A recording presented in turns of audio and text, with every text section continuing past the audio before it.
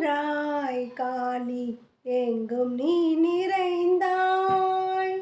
யாதுமாகி நின்றாய் காளி எங்கும் நீ நிறைந்தாய். தீது நன்மை எல்லாம் நின்றன் செயல்கள் அன்றி இல்லை.